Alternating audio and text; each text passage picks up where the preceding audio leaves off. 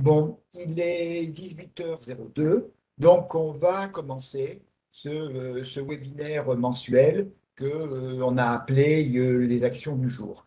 Il sera, comme d'habitude, réparti euh, en trois chapitres.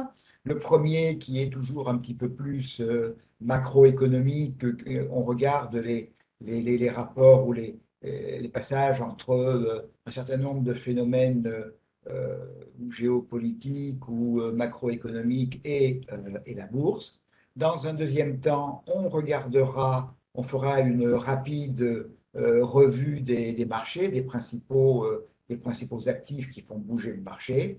Et ensuite, nous regarderons, de mémoire, j'ai dû sélectionner 11, euh, 11 actions. 11 actions qui sont à la fois des actions que j'ai choisies et majoritairement des actions dont vous m'avez demandé l'analyse. Alors, on commence tout de suite. Donc, le premier, la partie un peu plus macroéconomique. Donc, il est consacré, cette première partie est consacrée aux matières premières et notamment à la hausse dont on parle assez régulièrement, qui est encore plus sensible depuis le début de l'année, mais comme on va le voir sur un certain nombre de graphiques, elle a démarré en mars 2020. Alors, pourquoi on parle beaucoup des matières premières? Parce que, évidemment, elles ont un impact sur le prix de revient des produits manufacturés, donc un impact à terme sur les prix payés par le consommateur. Et puis, qui dit impact sur les prix, dit avec un point d'interrogation ou pas, inflation. Donc on va commencer par faire une analyse donc de la hausse des matières premières en regardant dans chaque cas les causes. On va s'interroger ensuite rapidement sur la pérennité de cette hausse. Il y a deux écoles actuellement parmi les économistes et qui donnent des anticipations qui sont quand même assez différentes. Et puis bien sûr, on regardera quelles sont les conséquences économiques de la hausse des matières premières. Alors, on va commencer par l'indice phare, l'indice de base des matières premières, qui est le CRB.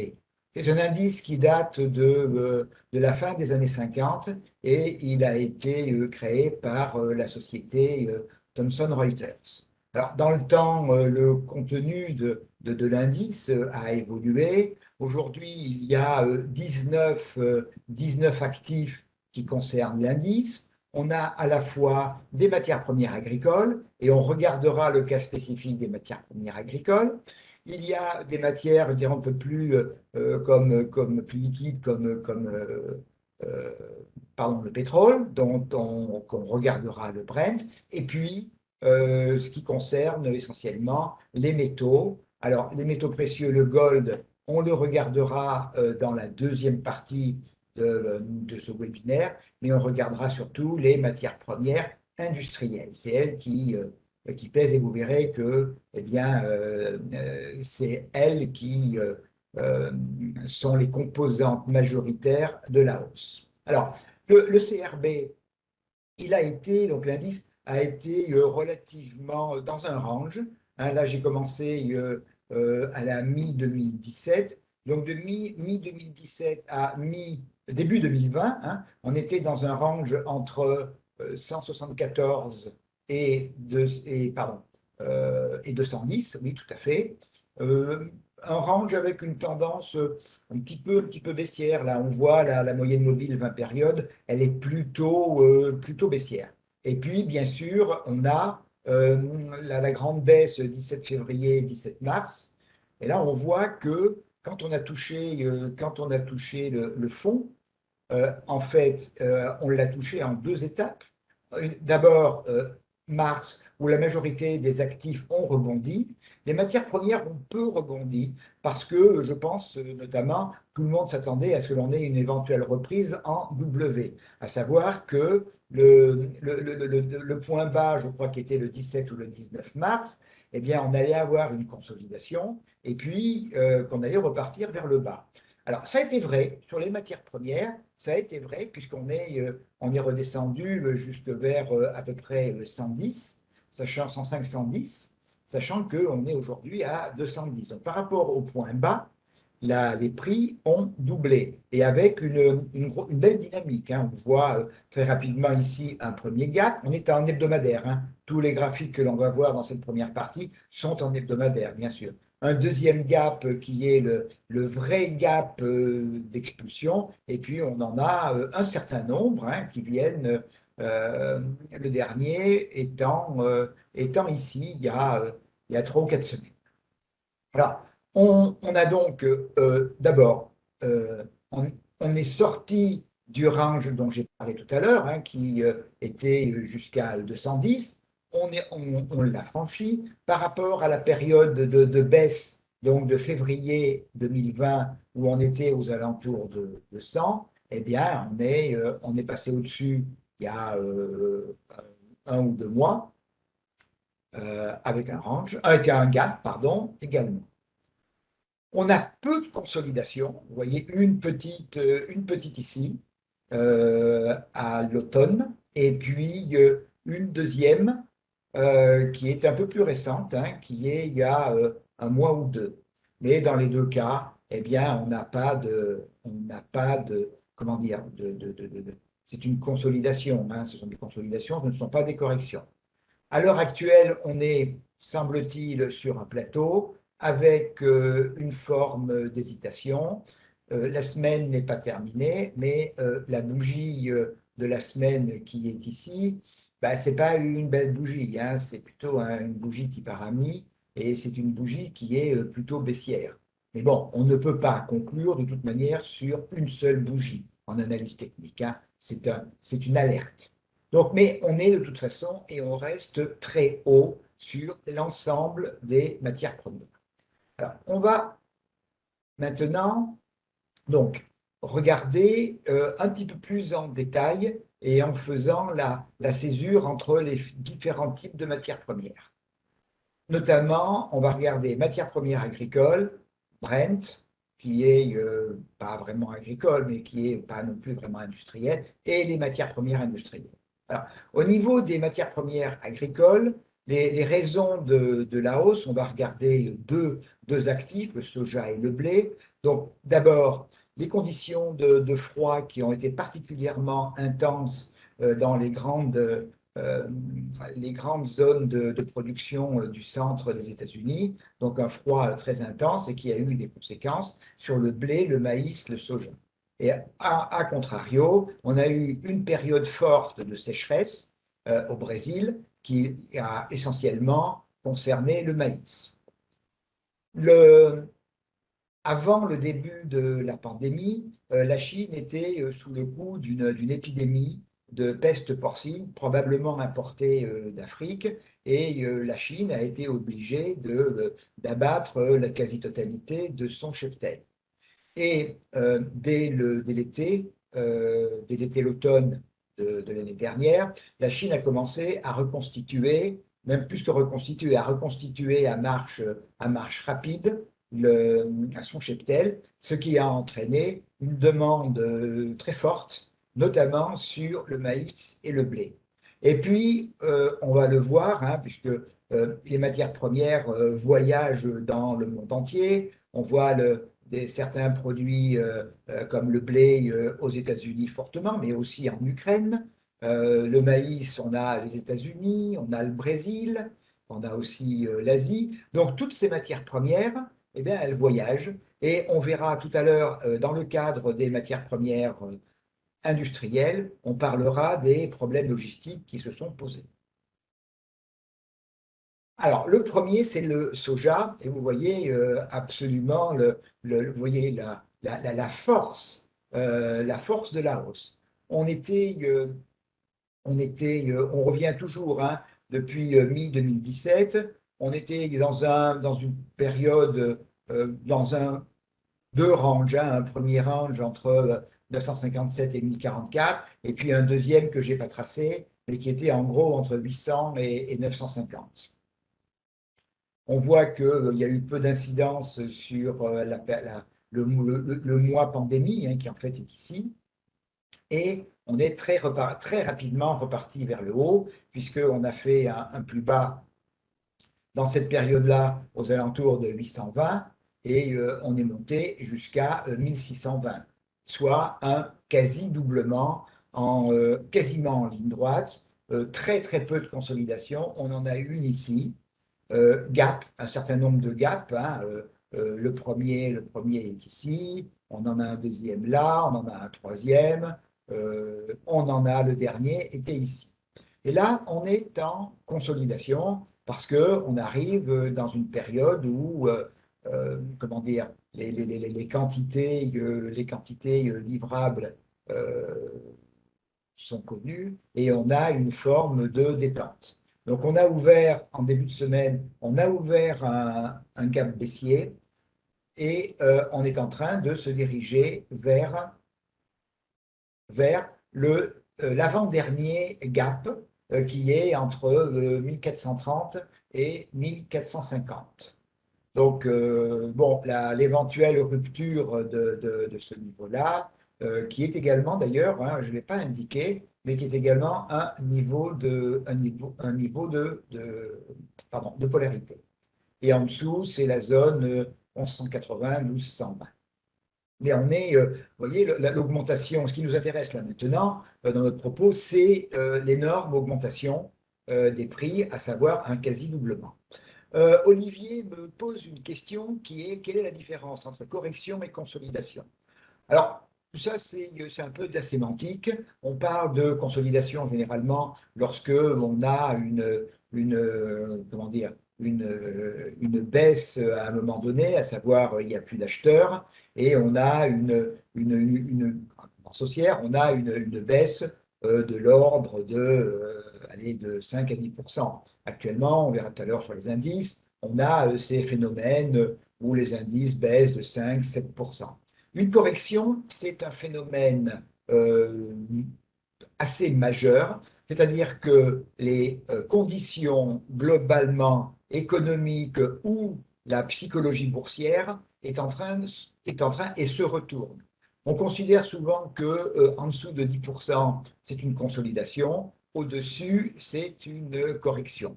Alors, les corrections, on les traite, hein, on les traite souvent, on va encore les traiter ce soir, on les traite avec les retracements de Fibonacci.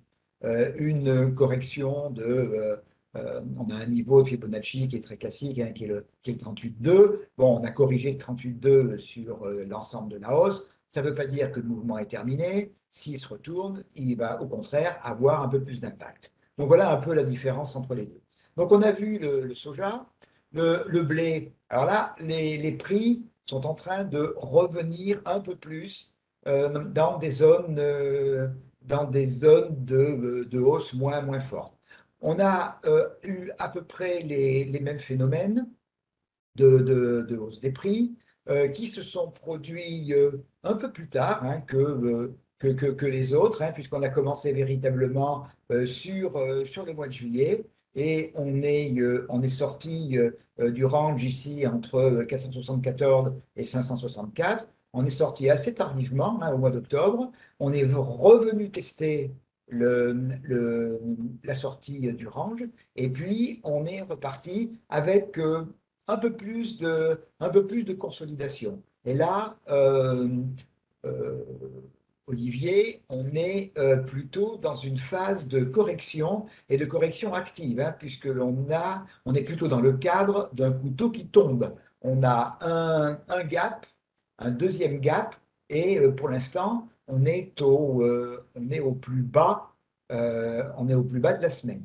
Donc là, le blé est, lui, en train de revenir vers des zones hautes quand même, hein, puisque le range c'était 564 et on est quand même aux alentours de 650. Hein, donc il y a encore 20% au-dessus du haut du range. Donc on est quand même en période inflationniste au niveau du blé.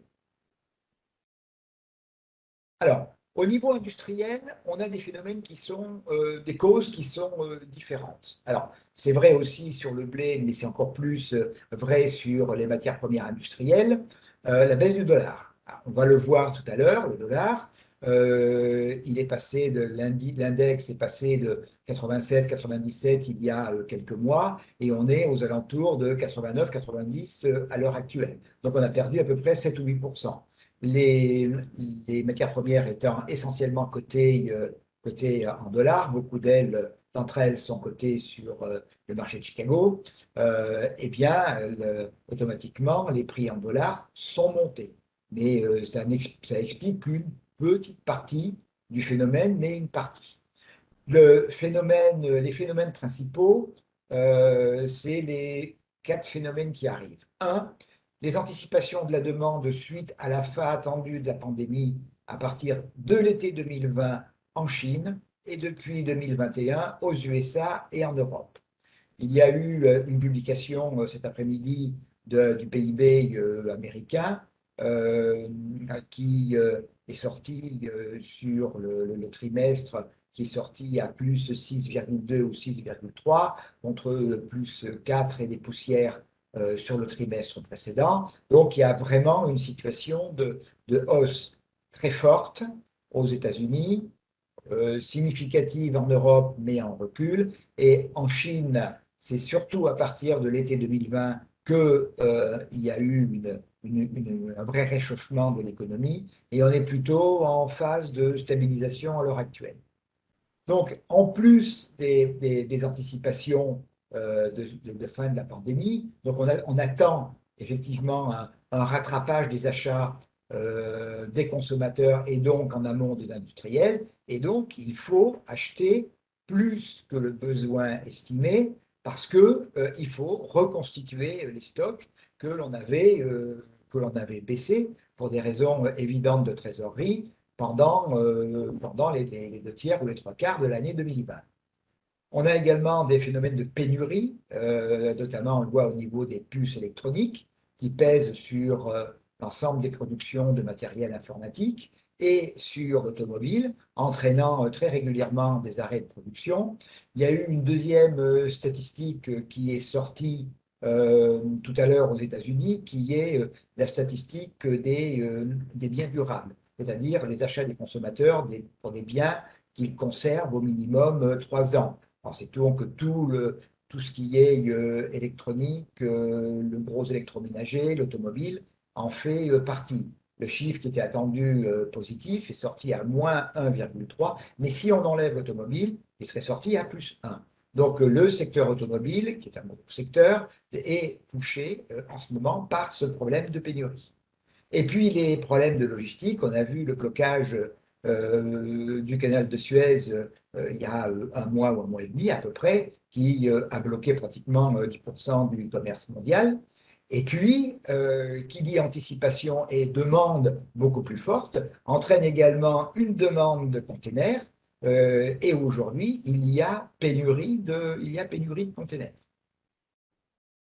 Alors, on va voir donc le premier. Alors, c'est lui, le cuivre, qui a marqué pratiquement, avec le nickel, qui ont marqué les augmentations les plus fortes. On retrouve le premier rang, j'ai toujours pris la même période, hein, à partir de la mi-2017, hein, donc 4 ans. Donc, un premier range, un deuxième range en dessous, donc je n'ai pas tracé, qui était, je crois qu'on est en milliers de dollars à la tonne.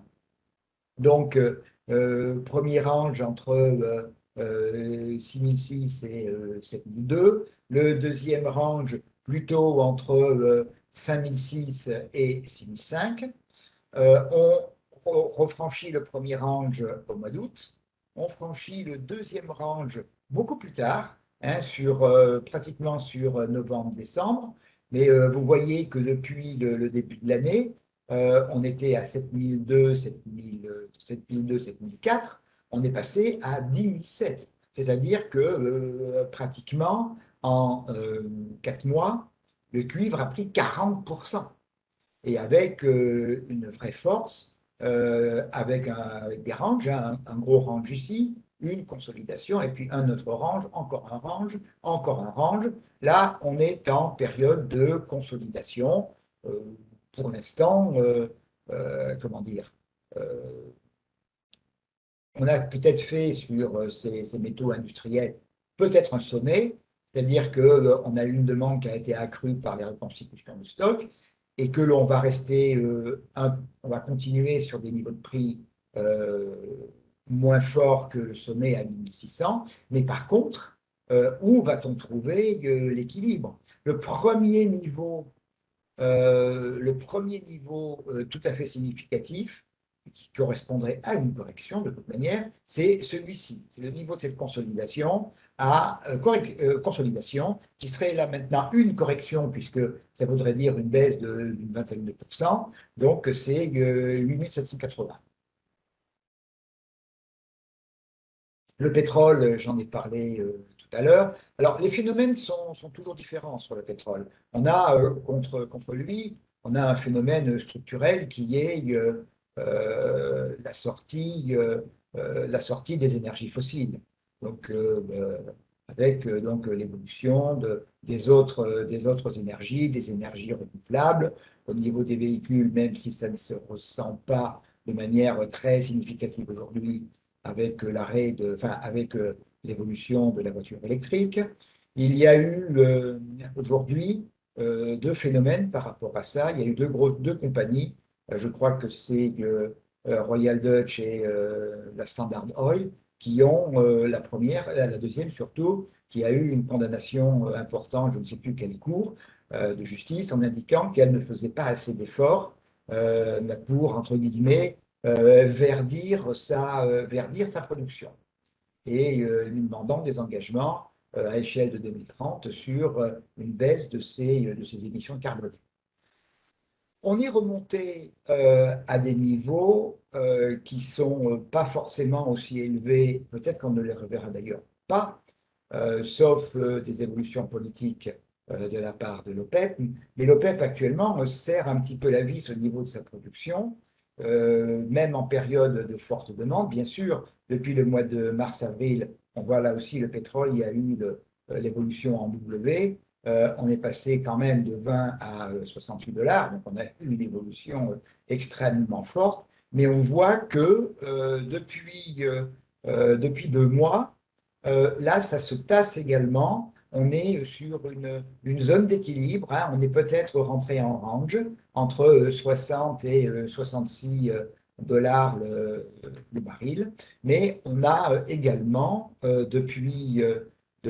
est revenu, pardon, au niveau du début de la pandémie, mais on a quand même une augmentation sur un an, une augmentation qui est très significative. Alors, est-ce que cette hausse, est-ce que ça va continuer?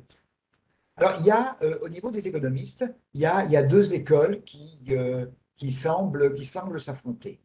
Il y a la première qui indique qu'il faut s'attendre à ce qu'on reste à des niveaux euh, correspondant à ceux que l'on a actuellement, ou plus, jusqu'à la fin de l'année, donc encore 6 mois à peu près, hein, 6, 7 mois. Donc le temps que l'ensemble du système de production s'équilibre, c'est à la fois que les stocks soient définitivement reconstitués, que le système productif soit adapté, ces schémas soient adaptés à la réalité de la demande, et puis que les problèmes de logistique se règlent.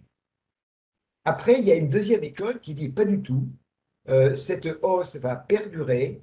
Alors, quand je dis hausse, c'est pas que l'on va continuer forcément à monter, mais c'est que, on l'a vu, on va rester sur des niveaux très élevés, des niveaux qui devraient, on va le voir juste après, avoir des conséquences sur le plan économique et boursier, point d'interrogation.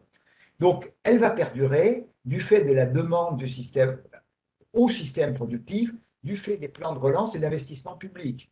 Alors, monsieur Biden a indiqué très récemment que dans son projet de budget, il y avait 6 000 milliards de dollars qui seraient consacrés à des investissements publics. On a le plan des États, le plan européen de 750 milliards. Les Chinois ont aussi favorisé la relance. Et puis, indépendamment de ces plans, il y a aussi tous les besoins nouveaux créés pour réaliser les investissements pour contrer le réchauffement climatique. Alors, notamment, les besoins en cuivre et en nickel sont particulièrement importants. Donc, on a ces deux écoles. Euh, Ce qu'on peut au moins imaginer, c'est qu'on est peut-être sur un sommet. On le verra si effectivement on a vu un certain nombre d'actifs ont consolidé, si on continue à consolider, à savoir qu'on corrige. À ce moment-là, on peut tout à fait imaginer qu'on est en train de rechercher le ou les points d'équilibre entre effectivement les phénomènes de reconstitution des stocks et de réorganisation du système de production et une demande qui sera un peu statutaire sur les années à venir pour passer les besoins liés au plan de relance et aux investissements. Alors, les conséquences économiques. Alors, bien sûr, on parle beaucoup de cette hausse des matières premières, aussi parce que c'est évidemment un des facteurs d'inflation. Excusez-moi. Donc, pour le moment, cette hausse de prix de matières premières se retrouve fortement au niveau grossiste, au niveau production, sur le plan mondial, pas encore de manière extrêmement importante sur le plan des prix à la consommation, même si l'inflation sur un an aux États-Unis, qui a été pour le mois d'avril, qui a été publiée il y a quelques jours, indiquait donc une inflation à 4,2-4,3% pour 3,6 attendus. Alors, là aussi, est-ce que c'est vraiment réaliste dans le sens où c'était en année sur year to year, comme on dit, c'est-à-dire c'était comparé à avril 2020 où on était véritablement au creux de la pandémie, au creux économique de la pandémie. Mais les anticipations sont très claires, sont des anticipations de hausse. Le PIB américain, on en a parlé tout à l'heure, il augmente de plus de 6%. Donc, les effets finiront par se faire sentir dans pas forcément longtemps au niveau des prix à la consommation. D'autant plus que les États, d'une manière générale, ont soutenu les économies, les entreprises et ont soutenu les particuliers. Et on a vu qu'il y avait une épargne, en France en particulier, qu'il y avait une épargne tout à fait significative, de l'ordre de 100 à 160 milliards d'euros, pardon, qui s'est réalisée pendant cette période, qui devrait donc normalement une partie d'entre elles devrait se retrouver au stade de la consommation. Alors là aussi, le même phénomène que l'on a vu pour la pérennité de la hausse, dans quelle proportion on va retrouver l'augmentation des prix à la production, on va les retrouver à la consommation, comment va se faire le partage, est-ce que les producteurs vont être obligés, du fait de la concurrence, peut-être de rogner sur leur marge ou vont-ils transférer aux consommateurs l'intégralité des hausses qu'ils ont, eux, à subir. Et puis, la question, pour combien de temps? Et on revient au chart précédent où est-ce que ce niveau de hausse, il est temporaire ou il est fait pour durer. À court terme, les économistes et surtout les investisseurs sont sur un mode plutôt tempéré. On va le voir, les indices et les actions continuent de progresser. En fait, on s'aperçoit d'une chose, c'est que pour les investisseurs, il y a quasiment une seule chose qui compte, un seul indicateur, une seule position qui compte, c'est celle des banques centrales. À savoir, tant que les banques centrales déverseront, que ce soit aux États-Unis ou en France ou en Europe, déverseront des, des, des, des- des centaines de milliards de dollars tous les mois, eh bien, il va falloir recycler cet argent. Et donc, les investisseurs, les gros investisseurs, eux, continuent à suivre et à acheter. On le verra, les consolidations que l'on a eues ces derniers temps sont véritablement des consolidations, c'est 5-6%, à savoir pas grand-chose. Donc, le seul problème qui pourrait influer, surtout sur le plan boursier, serait effectivement une annonce. euh, on parle de l'automne pour les États-Unis, euh, ce qu'on appelle le tapering, c'est-à-dire eh ben, l'arrêt tout simplement des injections massives de monnaie. Les banques centrales, et notamment la Fed, elle a quand même un problème qui est dans ses objectifs, elle a le maintien d'un niveau d'inflation autour de 2%. M. Powell a dit à plusieurs reprises, bon, 2%, oui, mais c'est pas très grave si pendant quelques temps, qualitatif, hein, pas quantitatif, si pendant quelques temps, on s'écarte un petit peu de ce niveau. Après, l'inflation, quand tout d'un coup ça part, le risque qu'il y a, c'est de la difficulté à contrôler. Et pour contrôler, il faut prendre des mesures qui sont des mesures un peu drastiques et qui peuvent être, pour la bourse, être quelque chose de difficile à avaler. Donc pour l'instant, on est sur un mode tempéré et je pense que on y verra beaucoup plus clair en septembre-octobre. Donc voilà pour cette première partie. Si vous avez des questions, je vais vous laisser 1 ou 2 minutes pour les poser.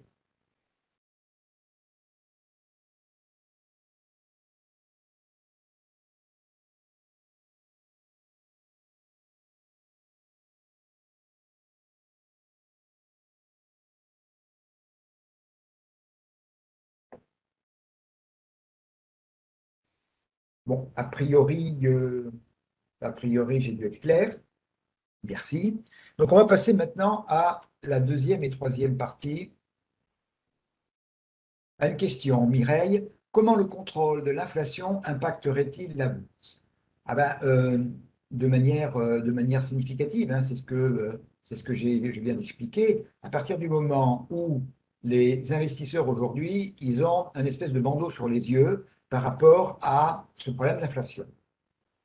Euh, Ils pensent, à tort ou à raison, que cette poussée d'inflation, comme la poussée des taux long terme, va être sur un peu de temps, c'est normal, il faut que le système productif retrouve son niveau d'équilibre.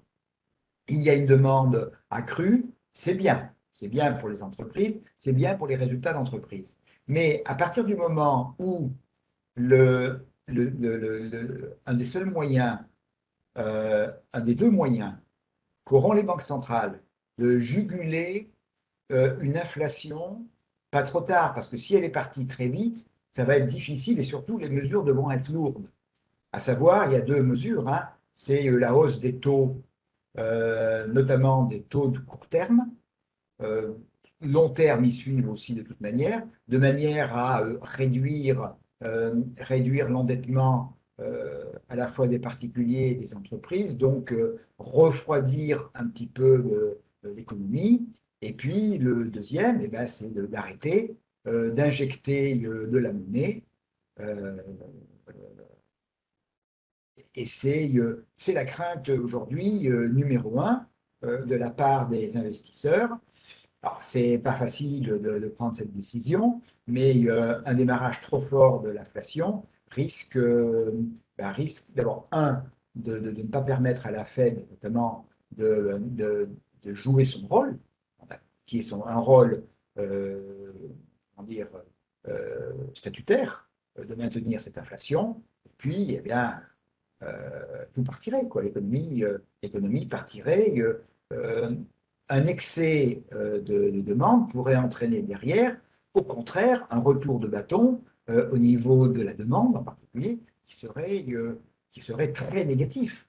Donc l'inflation, il faut essayer de la contrôler, de la juguler suffisamment tôt, parce que quand on le fait trop tard, eh bien, l'économie, elle, se retourne, parce que eh bien, si les acteurs économiques s'endettent de manière trop élevée, à ce moment-là, eh bien, ils vont réduire leur consommation. Je n'ai pas d'autres questions.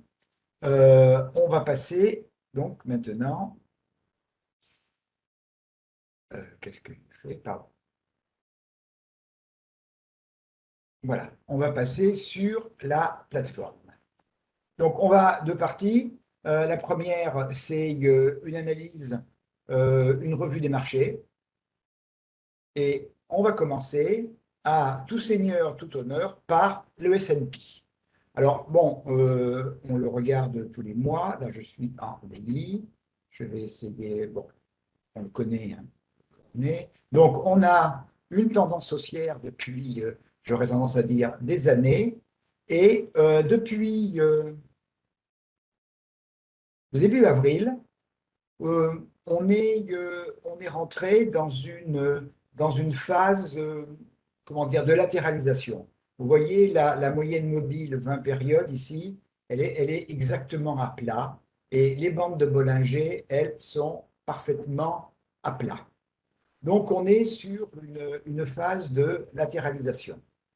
Alors, elle est pour l'instant un petit peu logique. On a fini les publications du premier trimestre. Les prochaines ne viendront pas avant la mi-juillet, donc il reste pardon, un peu plus d'un mois et demi. Donc, il faut qu'il y ait des catalyseurs. Et pour l'instant, eh bien, il n'y a pas de catalyseur. Donc, il n'y a pas de catalyseur pour la poursuite de la hausse. Il n'y a pas non plus d'inquiétude quant à la baisse. Donc, on peut imaginer, et un petit peu le scénario que je peux envisager, qui est un peu mon scénario et qui va impliquer ceux qui, comme moi, utilisent quotidiennement les Shimoku, on peut tout à fait, le prochain objectif, j'ai pas mis son calcul, parce qu'il se calcule sur des extensions de Fibonacci, la prochaine résistance, si on franchit le niveau actuel de 4240, le niveau suivant, c'est 4290. On peut tout à fait imaginer qu'on va rester au-dessus du nuage, on va continuer à latéraliser, on va dire latéraliser grossièrement entre 4000, 4100, à peu près, voilà, 4100, hein, ce niveau-là, 4100 et 4290, pour nous amener jusqu'au début des résultats du Q2.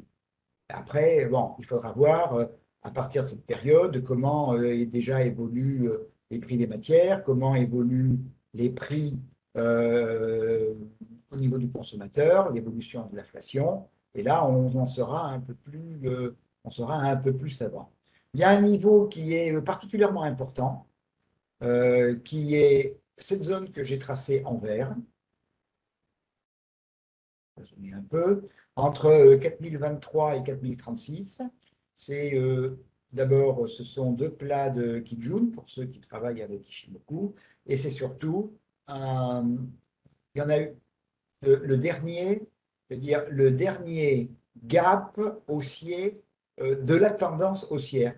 Depuis que l'on est un peu en consolidation, on a des gaps, hein, comme ici, vous voyez, on a un gap, mais quand on est en consolidation, ce sont des gaps communs. Ils n'ont pas de signification, si ce n'est qu'à très court terme. Ils sont amenés de toute façon, dans le cadre de la consolidation, ils sont amenés à être refermés. Donc là, on est plutôt sur une phase de latéralisation. On va voir le Nasdaq qui, lui, a une autre tête, complètement différente de celle du S&P. Alors, il y a deux raisons fondamentales. La première, ben, c'est que c'est lui qui a été, pendant toute la hausse, mars 2020 et avril, oui, fin avril 2021, ça a été le champion. C'est lui qui était en avance sur tout le monde. Ça, c'est le premier point. Donc, il était un peu nécessaire de consolider de manière à ce que les investisseurs puissent aussi prendre une part de leurs bénéfices. Et puis la deuxième, eh c'est le problème dont on a parlé tout à l'heure, c'est le problème de pénurie de puces électroniques qui entraîne une difficulté au niveau de la production, notamment de ceux des GAFAM qui produisent. Donc on est déjà en fait rentré dans une forme de latéralisation, alors qui est pour l'instant un peu floue, hein, un peu parler d'une zone entre 13 000 et 14 050. L'évolution anticipée, ça va être un, euh, une poursuite de la latéralisation, mais plutôt plus bas que le S&P. On voit déjà que les bandes de Bollinger sont en train de gentiment se refermer et on voit que la moyenne mobile à 20 périodes est baissière déjà depuis le début du mois. Ça fait 3 semaines qu'elle est baissière. Donc on est en baisse de volatilité et on peut plutôt anticiper une latéralisation euh, entre euh, pardon, je vois mal, 13 008, enfin 13 000 et alors là je ne sais pas, 13 007, 13 008, dans ce niveau-là. On va certainement rester vers le haut du nuage et le, ce qui permettra de sortir dans un sens ou dans un autre de la latéralisation sera soit, et ça c'est pas évident, la fin de la pénurie, et puis ben, comme pour les autres indices, comment inflation, comportement des banques centrales va se produire. On va regarder le CAC, qui est à court terme, c'est le champion. Regarde, aujourd'hui, bon, c'est pas clôturé, hein, aux États-Unis. On a vu, on est sur des phases plutôt positives, mais comment dire, très mesurées, hein. Le CAC a fait plus 0,7. Et lui, c'est celui qui latéralise le moins. On voit les bandes de Bollinger la bande de Bollinger haute est ouverte. La moyenne mobile 20 périodes, sa pente a baissé, mais elle est toujours haussière. Alors, bon, aujourd'hui, ça a été la hausse. Je ne suis pas sûr qu'elle soit très structurelle, hein. Il y a eu l'influence d'Airbus qui n'a pas été négligeable, hein. Les banques ont bien progressé également. Airbus, on a eu également, on le verra tout à l'heure, Stellantis, le luxe. Donc il y a eu un certain nombre de secteurs qui continuent à bien se porter et c'est eux qui ont été les moteurs de cette hausse. Bon, faut pas non plus comment dire, rêver, hein. On était depuis un certain temps, on avait un espèce de plafond de verre aux alentours de 6400, 6410, 6420. On a clôturé à 6435. On a quand même une mèche haute. On clôture en dessous de la bande de Bollinger. Le prochain niveau calculé par extension, c'est 6480. On ira probablement le toucher, mais il ne faut pas s'attendre, il faut quand même s'attendre plus à une latéralisation de la part du CAC, d'autant plus qu'on voit, pour ceux qui ont suivi les formations que j'ai faites sur VBA, on a la bande de Keltner haute qui est bien au-dessus de la bande de Bollinger, et donc elle leur correspond véritablement à une résistance. Le mouvement peut se poursuivre à partir du moment où la bande de Keltner est passée sous la bande de Bollinger, comme on a dans les phases ici de progression, ou ici, où la bande de Keltner est en dessous de la bande de Bollinger. Quand on est en dessus, eh bien, elle est plus annonciatrice à court terme d'un bull trap qu'autre chose. Bon, si on continue à monter gentiment, elle va aussi gentiment revenir en dessous de la Bollinger. Mais pour l'instant, l'écart est quand même important. On va voir maintenant, dans l'ordre, on va voir le dollar index. Alors là, je suis en daily également. Alors le dollar index a été assez fort d'une manière générale pendant les années Trump, même si M. Trump a cherché à le baisser. Là, actuellement, il est vraiment en baisse. On a en particulier une grosse phase de baisse depuis le début avril. Là, ça fait à peu près pas loin de 2 mois qu'on est en baisse tout à fait significative. Alors, qu'est-ce qui peut se produire? On est depuis une petite dizaine de jours comment dire, dans un range entre 89, 80 et 90, 20. On n'a rien cassé pour l'instant. Est-ce qu'on est en train de trouver véritablement un plus bas actuellement? On voit que le bas du range, il est défendu presque systématiquement, hein. Dès qu'on casse ce niveau de 89, 92, eh bien, immédiatement, les acheteurs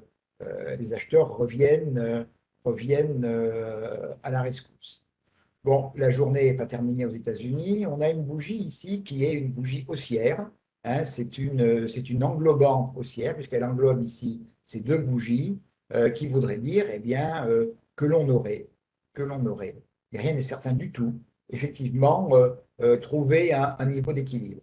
Donc, si effectivement, on arrive d'abord à franchir la Tenkan, et surtout derrière, arriver à franchir la Kijun vers 90-50, là, on aura au moins, comment dire, on n'aura pas retourné du tout la tendance, hein.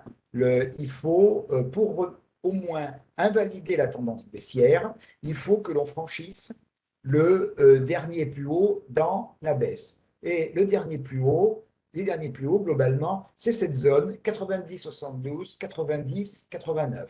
En gros, si on passe au-dessus de 91, il est probable que la tendance baissière soit terminée. Mais ça ne veut pas dire qu'on va passer haussier, on peut latéraliser.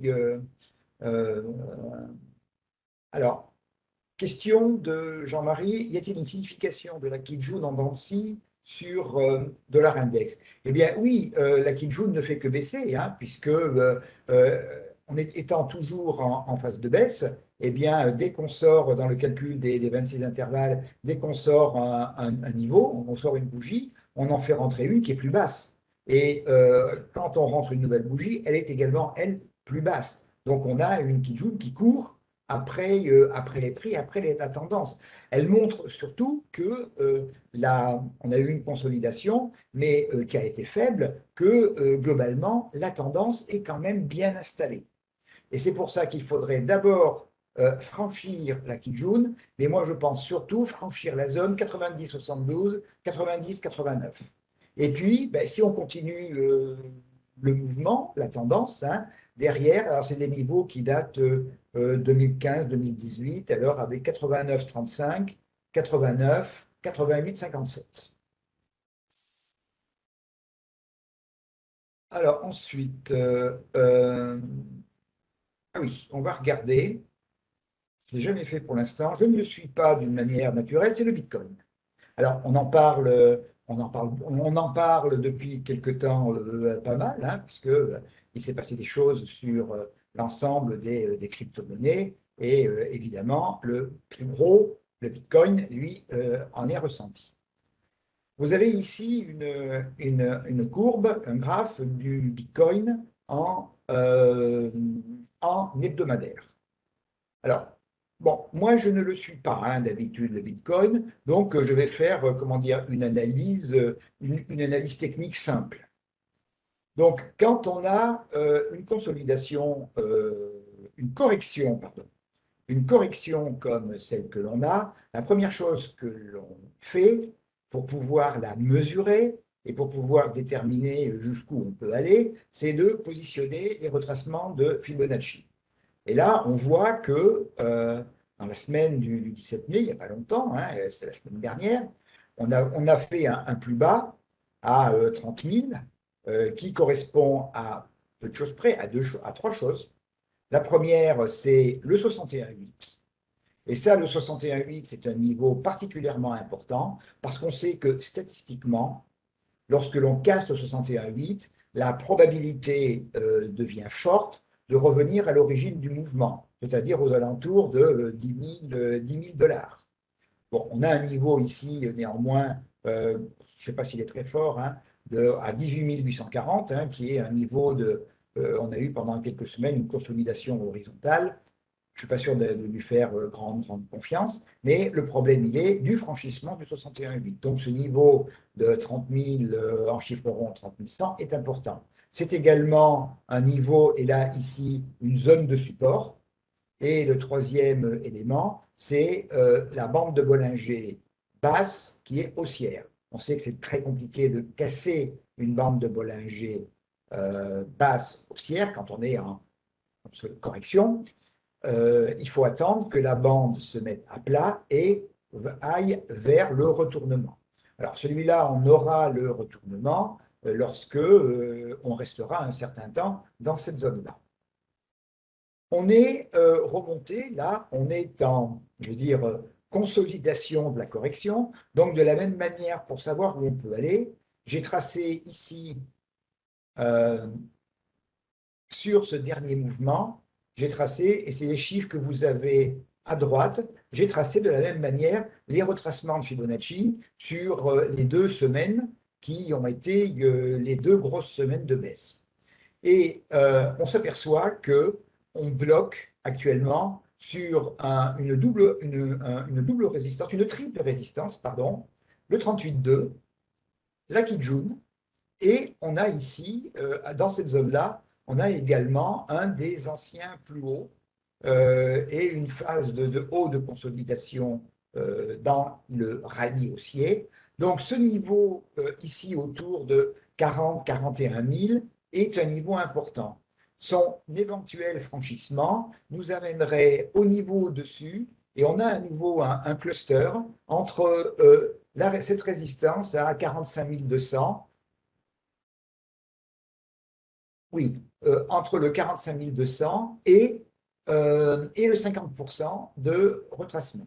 Donc, si on franchit le 38,2 ou la zone, le cluster dont je viens, premier cluster, on arrive sur un deuxième aux alentours de 45 000. Et puis, si on continue à progresser, on reviendra sur cette zone qui est à 50 660, 52 523, qui est une zone de polarité hein, que vous avez ici. On a le 61,8 au milieu, sachant que si on passe le 61,8 à 48 100, la probabilité est forte de revenir vers le haut et vers le bas. Donc, si on vient à casser, et ça c'est un autre niveau fondamental, casser les 30 000, donc c'est 18 800 et 10 000. L'euro-dollar. Lui, on va passer assez vite. Pour l'instant, lui, il est très corrélé, évidemment, avec.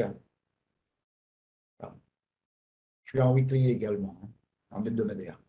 Donc, lui, c'est très corrélé, évidemment, avec le dollar index. On voit que le dollar index, depuis quelques semaines, ne baisse plus. Donc, l'euro-dollar ne monte plus. La bande de Bollinger est en train ici de se refermer. On a une zone très importante, une zone de résistance importante que j'ai tracée en bistre, qui est 1,23, 1,2340. Bon, on en est loin pour l'instant, mais donc l'évolution de l'euro-dollar se fera très très largement en fonction de l'évolution du dollar lui-même. Donc voilà sur cette approche globale des marchés. Maintenant, on va regarder les titres que j'ai sélectionnés. Alors, le premier, c'est LVMH. Je vais peut-être venir directement en daily. Voilà. Pas besoin, j'ai pas besoin de Chico. Voilà. Alors, LVMH, comme l'ensemble du luxe, hein, c'est croissance, progression très forte des cours. On va de rallye en rallye. On voit le dernier rallye qu'on peut commencer sur la dernière consolidation. On est monté pratiquement en ligne droite de 550 à 640, oui, 640 euros, donc une progression de près de 20% en 15 jours, 3 semaines. Si vous voyez Hermès, c'est pareil. Euh, Quelqu'un m'a indiqué effectivement qu'il avait vu mon analyse sur le blog World Data, où j'indique, et je l'ai tweeté également sur World Data ou sur Hermès, j'indique les niveaux objectifs dans la progression. LVMH, lui, après ce fort rallye, est rentré en correction. Et la correction, correction horizontale, premier point, et correction sur, à part la mèche ici, on est en jour en plus, correction sur le 38,2. On vient de sortir de la boîte, là, vraiment aujourd'hui. Alors, quand on sort d'un range, comme celui dans lequel on était, et surtout quand on est, comme c'est le cas, sur des plus hauts historiques, on a deux outils à notre disposition pour essayer de trouver des objectifs. Le premier, c'est la projection du range vers le haut. Donc, c'est ce que vous voyez avec mes segments rouges et qui nous donnerait un niveau qui est proche, alors on va voir après les extensions de Fibonacci, qui nous donnerait 674 comme objectif. Ça, c'est le premier point. Le deuxième, ce sont évidemment les extensions de Fibonacci, sachant que lorsque on corrige sur le 38,2 ou entre le 38,2 et le 50%, si je considère ma mèche, le niveau minimum auquel on doit arriver, strict minimum, c'est le 61,8, soit 658. Le deuxième niveau, le 76, on l'a vu tout à l'heure, 670, donc 671, pardon, 674, et on peut aller jusqu'au 1, à savoir à 694 euros. Donc tendance très haussière pour LVMH. Le deuxième, c'était un peu la vedette du jour, Airbus. Airbus, je vais me mettre en hebdomadaire.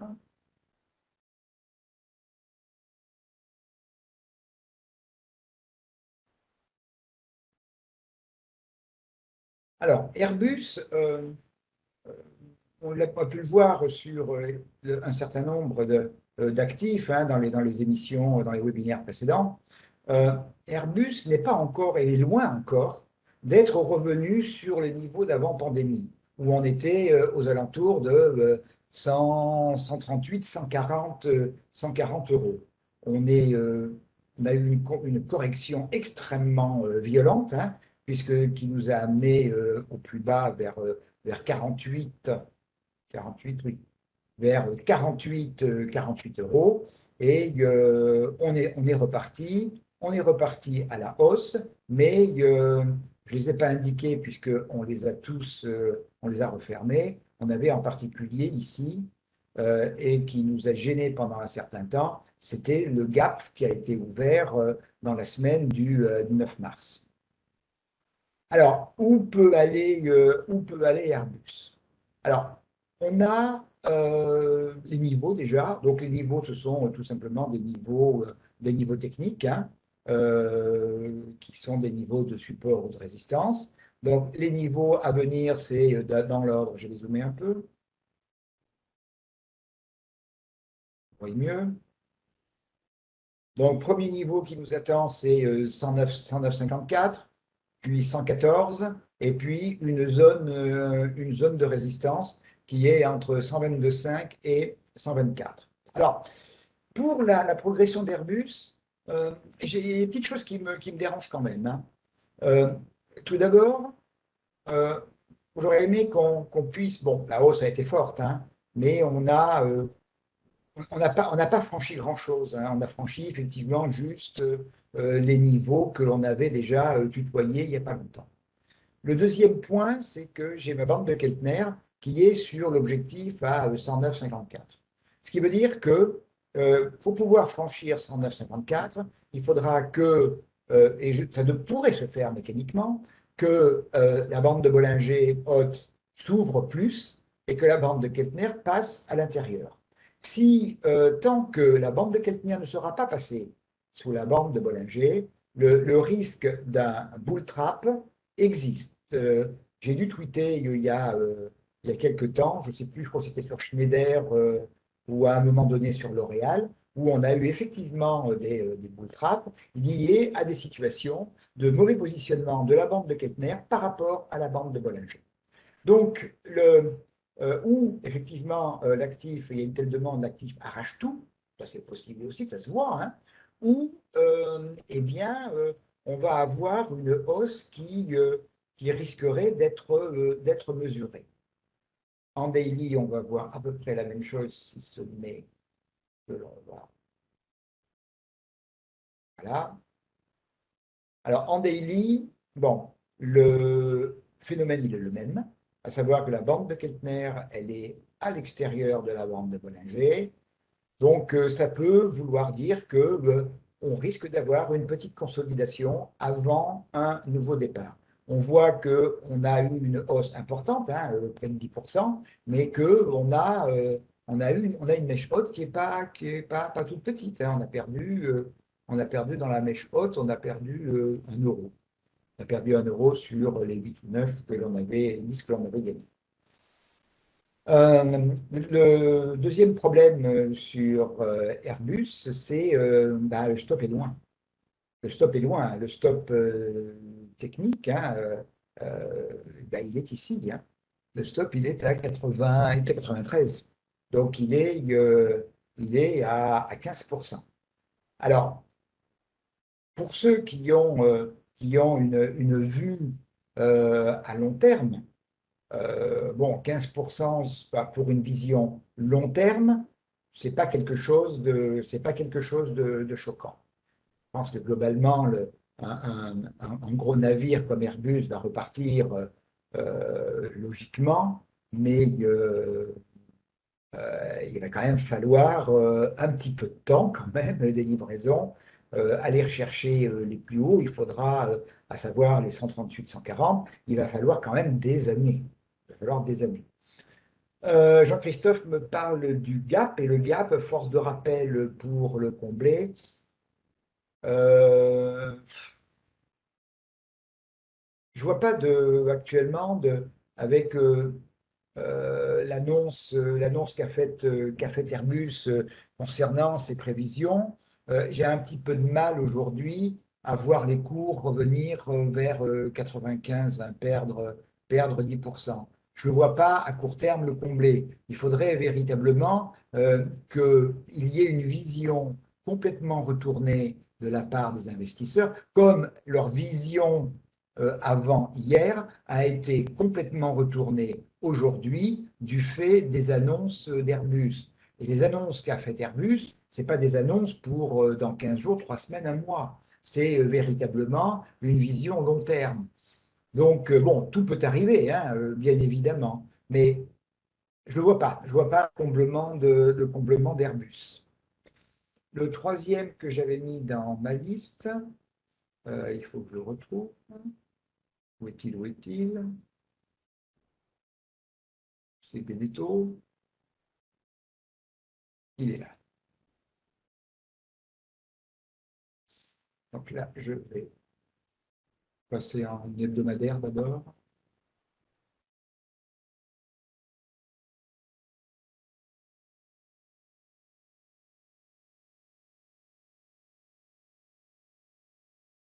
Donc, Benito, on voit que je ne vais pas vraiment, des zones moyennes.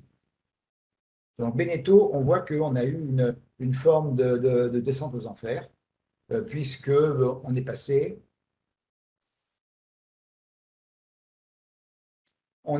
de 22 euros début 2018 à 4 euros et des poussières. 4 euros, 4,80 €, soit une division euh, par plus de 5 en 2 ans et demi, 3 ans. Et puis, bon, là, on repart vers le haut. Donc, on avait une tendance baissière et le dernier plus haut dans la tendance est à ce niveau-là. Donc, depuis que l'on a franchi ce niveau-là, à savoir 11,20 €, on n'est plus en tendance baissière. On est euh, on est en tendance neutre à long terme. Par contre, à court terme, on est en train de bien progresser. Et on va regarder cette forme de progression. On a depuis pratiquement 8 mois, 9 mois, depuis le mois de juillet, on a un rallye qui est quasiment sans consolidation, si ce n'est depuis le début du mois de mars, à l'approche du niveau de 13,50. Donc on a commencé à consolider. On voit que la consolidation s'est arrêtée quasiment sur le 38,2. Donc, j'ai mis deux choses. J'ai mis, avec les périodes antérieures, j'ai mis les niveaux de résistance et j'ai mis également les extensions de Fibonacci. Alors, on a des éléments qui sont très proches ici. Hein. Alors, malheureusement, ils sont l'un sur l'autre. Donc, on a un premier niveau ici qui est à 14,94. Le deuxième, c'est une zone complète entre le 76 et 17,50. Hein. Donc, c'est 17,10, 17,49, puis 18,15. Alors, bon, il ne faut pas aller non plus trop vite en besogne, hein, puisque ça fait quand même des niveaux importants à franchir. On s'est arrêté entre le 38,2 ici, on a fait une petite mèche en dessous. Donc, le niveau, a priori, le minimum que l'on devrait atteindre, c'est ce niveau ici, qui est à la fois un niveau de résistance et le 61,8, et qui, lui, est à 15,85. Donc, niveau a priori minimum que l'on peut viser, et puis la zone 17,10, 17,50. On va passer 10 secondes en daily. Voilà. Alors, en daily, je suis venu en daily pour ceux qui font du moyen long terme, pour trouver un stop, et le stop, il est clairement ici. Hein, l'invalidation, elle est à 12,70. Alors, on va regarder maintenant Stellantis, qui est très intéressante. Alors, oh là, elle a même fini plus haut que je vais mettre. On va rester en daily. Bon, je ne mets pas avant, donc on a eu un beau rallye, on était donc en tendance haussière, on est sur des plus hauts historiques, il y a quand même des plus hauts de 18 ou 20 ans. Hein. Il faut revenir en 2002, 2001, 2002, 2003, je ne me souviens plus exactement, pour avoir des niveaux plus élevés. Bon, moi, c'est des périodes que je ne considère pas parce qu'il est clair que l'entreprise a absolument et totalement changé depuis cette période. Euh, j'ai fait, en fait, j'ai fait une toute petite erreur que je vais corriger tout de suite.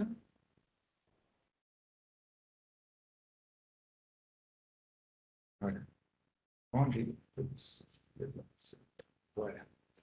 Donc, depuis la fin mars, hein, depuis 2 mois à peu près, on est en consolidation horizontale.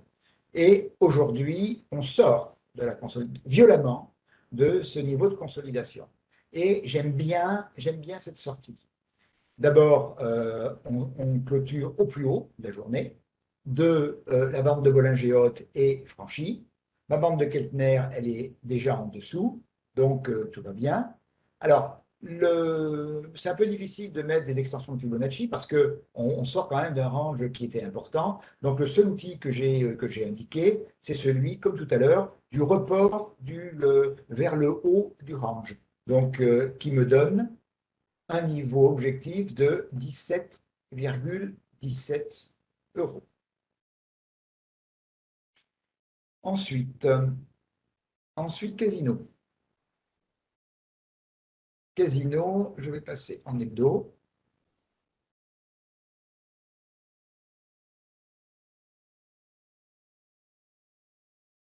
Donc, pour mettre les différents niveaux. Alors, Casino, on a des zones de support, mais je trouve que l'on a commencé à prendre un biais qui est assez défavorable. Tout d'abord, donc on sort d'une tendance baissière importante, hein, puisqu'on est passé de quasiment 50 euros à 17-18, donc une chute de plus de 60%. On est en consolidation de cette tendance baissière. On bloque autour de 30 actuellement. On n'arrive absolument pas à passer. Deuxième point, on est toujours en tendance baissière, hein, malgré la consolidation, puisque pour sortir de la tendance baissière, il faudrait que je franchisse ce niveau ici à 37,50. On en est bien loin. Et troisième point, la bande de Bollinger est en train de se retourner. Alors, est-ce que la baisse peut être rapide? Pas forcément rapide, parce que j'ai ma bande de Keltner qui est ici, était encore loin, mais on peut quand même y aller, hein. On est aujourd'hui aux alentours de 26, la bande de Keltner est à 23,80. Donc on peut aller jusqu'à la bande de Keltner qui va bouger elle également, je dirais, sans contrarier véritablement le mouvement. Donc j'ai un peu le sentiment que à partir du moment où, en clôture hebdomadaire, on casse ce niveau de 26,50, puisque là, on était dans un range, hein, comme tout à l'heure. On casse ce niveau de 26,50, eh bien, on a au moins le risque, hein, de le reporter, c'est-à-dire de revenir vers ce niveau de 23,80, 23,90, sans que la bande de Keltner nous fasse obstacle. Au-delà, il faudra qu'elle ait beaucoup changé de position. Et donc, je suis assez négatif sur Casino. On va regarder maintenant, allez, Amsterdam, qui est ING, donc le groupe bancaire. Alors, bon,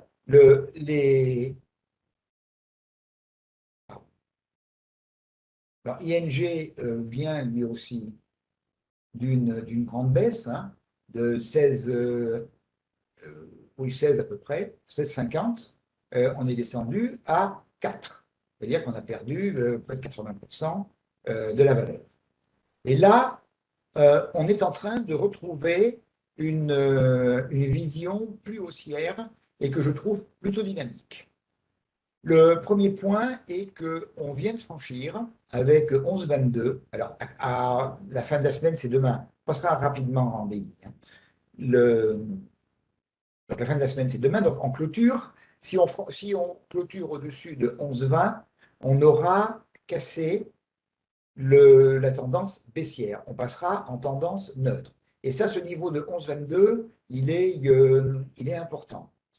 C'est également un niveau de gap ici qui n'avait pas été comblé en clôture. Il avait été comblé en mèche, mais pas en clôture. Et moi, je considère qu'un gap est vraiment clôturé quand c'est en clôture hebdomadaire ou daily, selon l'unité de temps dans lequel on travaille et on regarde. Et là, on l'a vraiment clôturé. Donc, au-dessus de 11,22, moi, je suis très positif. La bande de Bollinger, elle est très haussière. On s'appuie sur la bande de Keltner déjà depuis quelques semaines. Et là, mon premier niveau, qui est un niveau quand même important, hein, c'est 12,08 ici. C'est un niveau de polarité. niveau de support ici, niveau de résistance ici. Et au-dessus, on a un deuxième niveau de polarité qui est à 13,16 et après 13,94. Je vais passer en, qu'est-ce que je cherche? Voilà, je vais passer en daily pour regarder de manière un peu plus précise. Donc on voit ici en daily, on a vraiment un mouvement qui est tout à fait propre, hein. On le voit, grande hausse, consolidation quasiment horizontale et nouveau mouvement impulsif. Et donc là, on a véritablement cette semaine, aujourd'hui en fait, pardon, excusez-moi, aujourd'hui, on a déclenché ce mouvement impulsif. Alors, un stop agressif, il se met en dessous de la bougie d'hier, c'est agressif ça, hein, à 10,80, mais le stop normal, le stop technique normal, c'est 10,33. Et les objectifs, ben, on les a vus, 12,08 et 13,16, 13,94. On va regarder maintenant ICAD, si je le trouve, je n'ai pas beaucoup.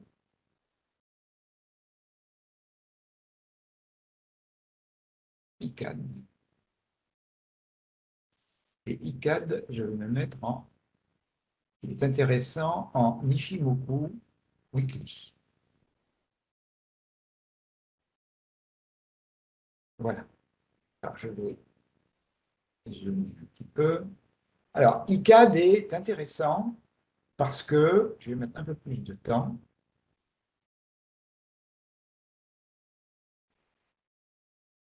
Donc, on a, comme beaucoup d'actifs, hein, une grande tendance baissière. Et là, on est en train de revenir. ICAD étant, évidemment, il n'est pas revenu encore au niveau d'avant début de la pandémie. Donc, ICAD, c'est un secteur qui est en retard. Alors, la question, c'est, va-t-il combler ce retard? Pour cela, on a une zone qui est extrêmement propre, extrêmement claire, qui est la zone 73,84, 74,80, c'est cette zone-là, qui est à la fois un plat de SSB, de plusieurs SSB. C'est une zone de polarité, vous voyez, qui a été travaillée notamment ici. C'est l'entrée dans le nuage de la lagging span. Donc, si on arrive à clôturer au-dessus de 74,80, ben, cette semaine, la semaine prochaine, mais je veux une clôture au-dessus, à ce moment-là, on a comme objectif au-dessus 77,15 et le niveau très important, c'est 81,95. Alors, c'est à la fois la probable sortie, ou de toute façon, c'est un plat de SSB Kijun qui sera important à la fois pour le lagging span, qui pourra être également sa sortie du nuage, et pour les prix de la même manière. Donc, c'est vraiment une résistance tout à fait notable, hein.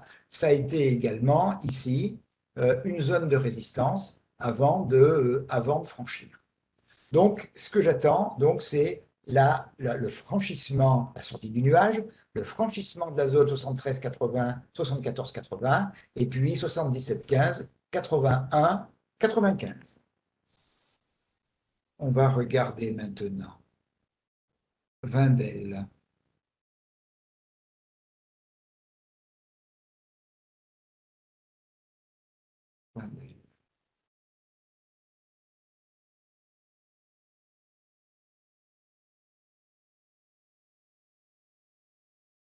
C'est un peu la même chose. C'est un peu la même chose. On voit que, bon, on passera en daily après. Wendel, on est sur un secteur sur lequel on n'est pas non plus revenu encore sur les niveaux d'avant pandémie. On a eu du mal à sortir à sortir de la baisse. Euh, on est resté quand même pendant jusqu'au mois de novembre en dessous de ce niveau qui a été causé évidemment par la grande baisse, hein, ce grand plat de SSB Kijun. On a réussi à en sortir qu'au mois de novembre. on est venu tester le gap qui est ici, on n'a pas réussi à le franchir.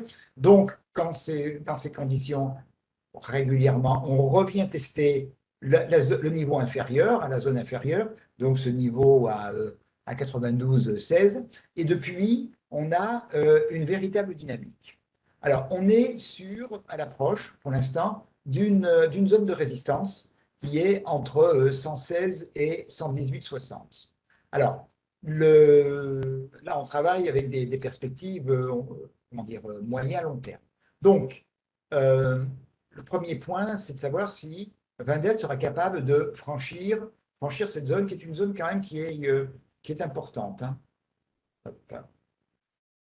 Puisque là, c'est vraiment une zone ici qui a servi véritablement résistance, pardon, support, resupport. Et ici, c'est une zone qui a été travaillée. C'est un bloc là ici, c'est une zone de polarité en fait. Hein. Voilà, on est venu la tester, cette zone. Donc, c'est l'objectif suivant à venir. Hein. Si on franchit si on franchit 118,66, après, on a de la place jusqu'à 127,54 et 132,31. On va regarder en daily un peu plus près.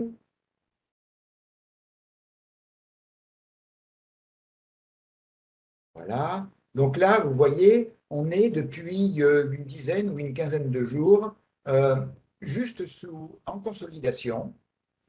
Juste sous ce niveau de résistance. Alors, quand on est comme cela, la question qui se pose, est-ce que c'est de l'accumulation ou de la distribution? Alors, malheureusement, hein, on sait que la réponse, on l'a qu'après. Euh, Si on l'a de manière positive, ça voudra vraiment dire qu'il y a une vraie volonté et une vraie force pour franchir d'abord le 115,94 et le 118,66. Pour l'instant, c'est un petit peu tôt aussi. Les bandes de Bollinger sont plutôt en situation de renfermement. La bande de Keltner haute est au-dessus de la bande de Bollinger. Ça veut dire qu'on va probablement, puis quand on voit la bougie du jour aujourd'hui, c'est euh, une bougie, hein, on n'a même pas de mèche basse. Euh, je pense qu'on va encore avoir quelques jours avant que, visiblement, les investisseurs se décident dans un sens ou dans un autre. Donc, dans le cadre du franchissement, donc, moi, je ne rentrerai pas en position sur 115,94. Mon stop, il est là, juste en dessous de cette bougie-là. Il est à 110,23. Et tant que je n'ai pas franchi 118,66, 118,66 est une résistance. Par contre, au-delà, ben, j'ai pratiquement j'ai 9 à 10 euros de marge de manœuvre. Euh, Qu'est-ce qu'il y a je voulais voir Sanofi.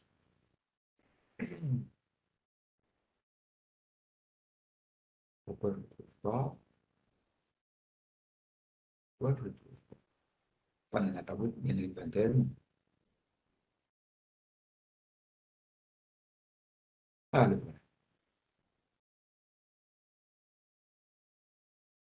Alors, Sanofi,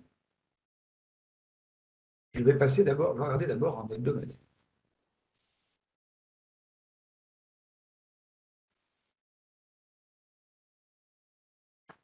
Sanofi, donc euh, je vais également, je vais rester ici, comme ça.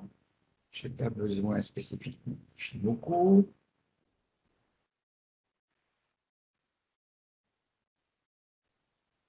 Sanofi, donc on a eu une grande séquence de baisse depuis plus de 4 ans, hein, puisque on est passé sur des niveaux qui étaient proches de 100 euros. On est descendu à 75, donc on a perdu à peu près 27-25%. Et depuis depuis le mois de mars de cette année, Alors, est-ce que ce sont les espoirs de la sortie du vaccin? Je ne sais pas. On est reparti vers le haut. On a trouvé une zone de soutien vers 75 euros. Et depuis, donc on est reparti avec ici un joli gap hebdomadaire, un joli breakaway gap. Depuis qu'on a franchi ce niveau de 83-80, on n'est plus en tendance baissière de long terme, mais on est passé en tendance neutre. Quand on regarde sur une période courte, donc depuis 2 mois, donc à moyen terme, on est effectivement en tendance haussière. Dans ce rallye entre début mars et le plus haut ici à 89, 13, 88-80, excusez-moi. Donc, on a consolidé pile poil sur le 38,2. Donc, dans ces conditions, on regarde là aussi à la fois les résistances du passé et on regarde les niveaux de Fibonacci. Avant de regarder les niveaux, évidemment, je n'aime pas la bougie d'aujourd'hui, hein, -2. De toute façon, j'aurais tendance à penser que le schéma, il n'est pas mûr à court terme, hein, pour les raisons qu'on a vues tout à l'heure déjà. La première, les bandes de Bollinger sont en train de se mettre à plat, donc je n'ai pas suffisamment de volatilité pour aller plus haut. La bande de Keltner est encore au-dessus de la bande de Bollinger, pas beaucoup, ça ne pose pas de vrai problème parce que si on a une bougie impulsive, ça rentrera naturellement dans l'ordre par la montée de la bande de Bollinger. Donc, je pense que ce n'est pas tout à fait mûr. Je pense qu'il faut encore attendre. Euh, on est plutôt dans une phase de montée lente. Donc, on pourra, le minimum à attendre pour envisager quoi que ce soit, c'est de toute façon de franchir 88-80. De préférence avec une bougie impulsive,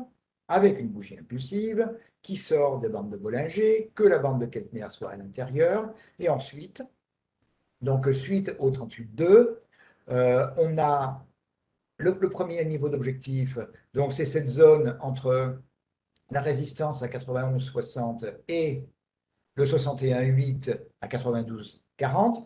C'est normalement le niveau minimum auquel que l'on doit attendre. Et au-dessus, donc on a un beau cluster, hein, entre l'extension et le niveau de résistance aux alentours de 94. Et puis là, ce serait la cerise sur le gâteau, 97,30. Alors, le niveau de stop, pour l'instant, il est à 83,40. Donc, il est à 5 euros, donc il est pour l'instant à 6-7%. Donc, il sera quand même à 8-9% si on a une bougie impulsive qui nous permette de sortir.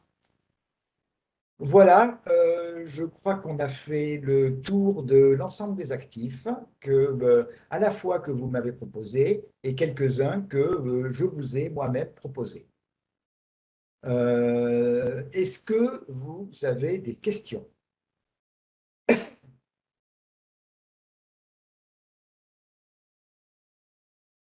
Alors, solution 30. Solution 30, on ne va pas la regarder pour l'instant, je vais vous donner mon opinion dessus. Le problème, il est important sur solution 30. Quand on arrive au stade où les commissaires aux comptes refusent de certifier les comptes, c'est qu'ils ont des inquiétudes tout à fait significatives quant à la sincérité de ces dits comptes.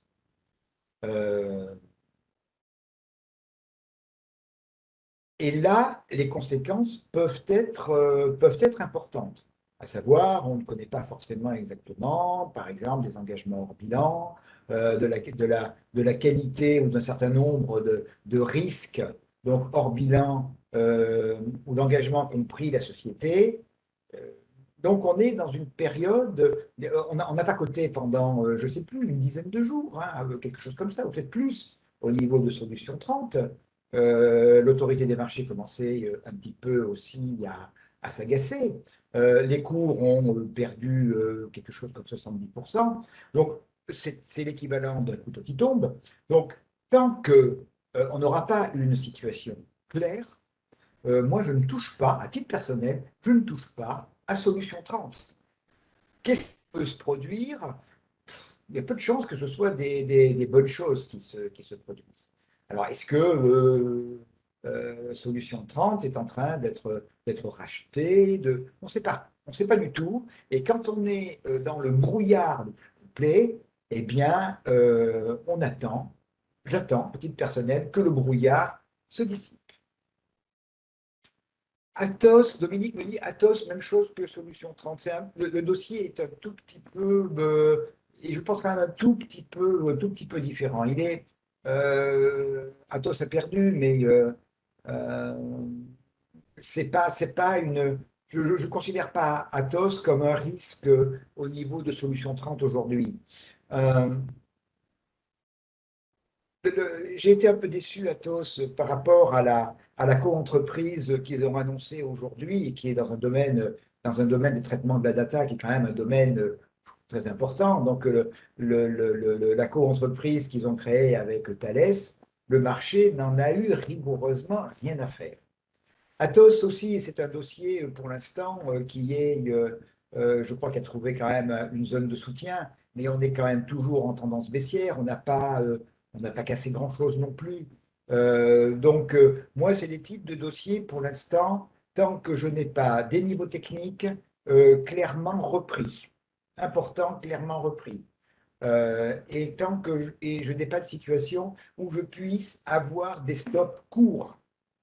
Moi, je ne touche pas. Éventuellement, quand on est sur des plus bas et que l'on est sur, euh, comment dire, une tentative de recovery sur des plus bas ou historiques ou des plus bas suite à une grande dépression et que l'on a un stop très proche, eh bien, ça peut valoir la peine de commencer à construire une position avec un stop court. Donc, quand je dis construire une position, c'est de commencer à prendre par rapport à ce qui est habituel, eh bien, je prends un tiers de position, je mets un petit peu d'argent pour voir. Et puis, effectivement, si le mouvement est en train de prendre corps, là, effectivement, ça peut être intéressant de pyramider. Mais on ne sait jamais quand on est sur le plus bas. Donc, à ce moment-là, on prend des risques. Les risques, ils sont mesurés par le fait que l'actif est tout et semble-t-il est trouvé un support, un petit peu, on a vu tout à l'heure sur le dollar index, on a peut-être trouvé le plus bas, on a peut-être trouvé un support. Donc, quand on est dans des situations comme celle-là, il peut valoir la peine. Eh bien, il peut. Après, ça, la position, le sentiment, le money management de chacun de décider de prendre une petite position avec un stop très court. Si on se fait couper, bah, c'est pas grave.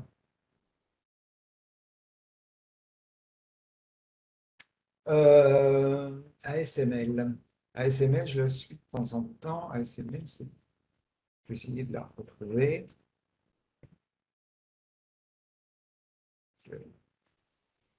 Ah, je ne l'ai pas. Euh, ASML, il faudrait que j'aille. Moi, je vais sortir et je vais aller sur. Je crois qu'elle cote sur Amsterdam, je pense.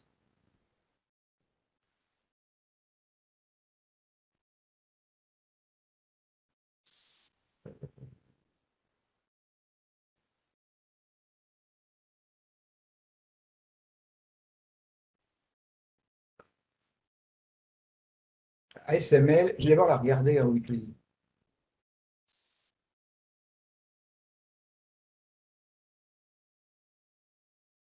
Bon, ASML, elle est forte. Globalement, elle est forte. Alors, j'avais mis il y a quelque temps des niveaux de FIBO. Je l'avais traité,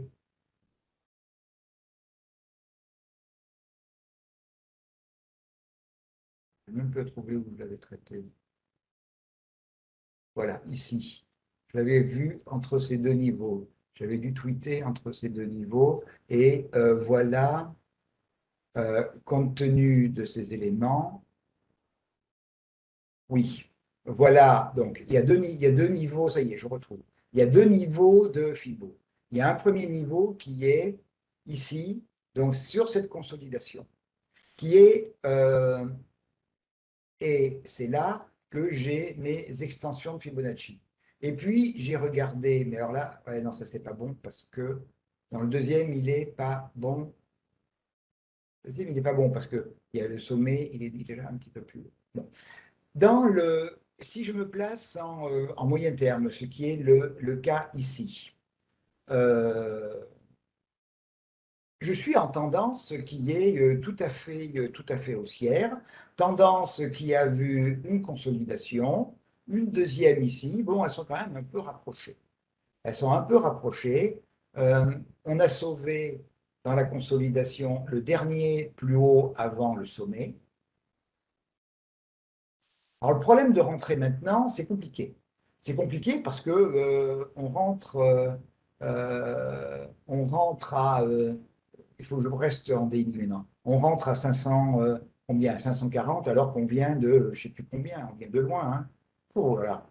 On vient de, je ne sais pas, 150, 200. Donc, mais on peut continuer. Moi, ce que je trouve, c'est qu'après un rallye, on a deux consolidations l'une derrière l'autre. Donc, je, je sens moins. Je sens moins. Euh, alors, on va regarder en jour, en daily. En daily, elle ne me fait pas envie. Voilà. Clairement, elle ne me fait pas envie. Vous voyez, là, on a une espèce de consolidation à plat. On vient, hein, on a une consolidation ici, hein, entre 560 et, c'est même difficile de dire, hein, 504. Et vraiment, on a des mouvements un petit peu erratiques à l'intérieur de cette consolidation.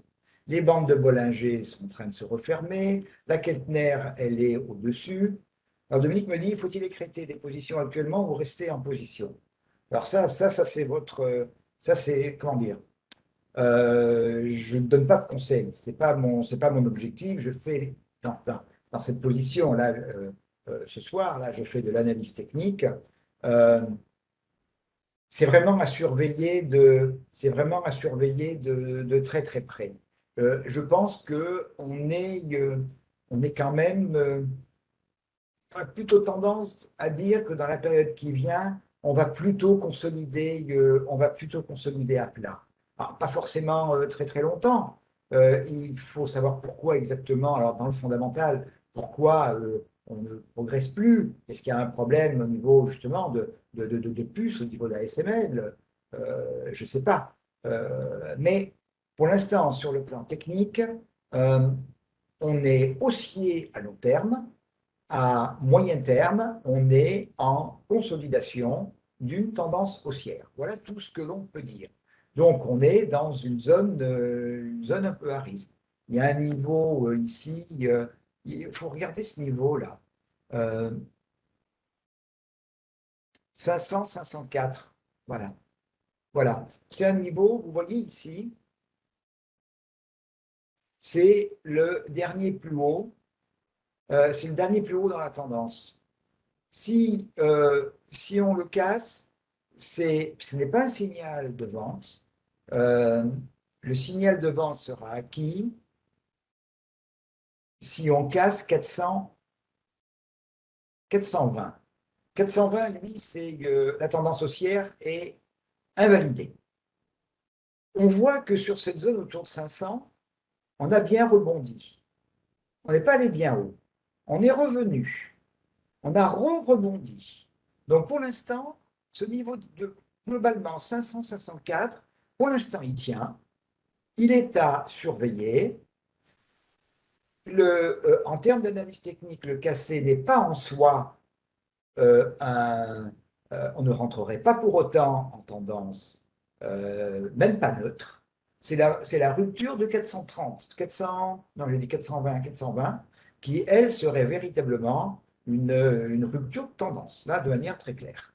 Donc, il y a ce niveau à surveiller. Et puis, eh bien, pour repartir vers le haut et les niveaux de Fibonacci que j'avais mis, les extensions, eh bien, déjà, à minima, il va falloir franchir 560, trouver, si on veut renforcer la position, un niveau de stop. Alors là, ça, on ne peut pas le savoir aujourd'hui, hein, c'est en fonction euh, des plus bas que l'on a dans l'opération. Par contre, les niveaux, eux, ils sont connus, hein, 572, 587 et 603 ou 604. 604. Voilà. Bon, donc il n'y a pas d'autres questions, hein. On est ensemble déjà depuis un peu plus d'une heure 40, hein. Bon. Il va me rester à vous souhaiter une excellente soirée, à vous donner rendez-vous eh bien, le mois prochain, hein. On fixera la date dans quelques jours pour eh ben, refaire une session comme ce soir. Bonne soirée à tous, bon appétit.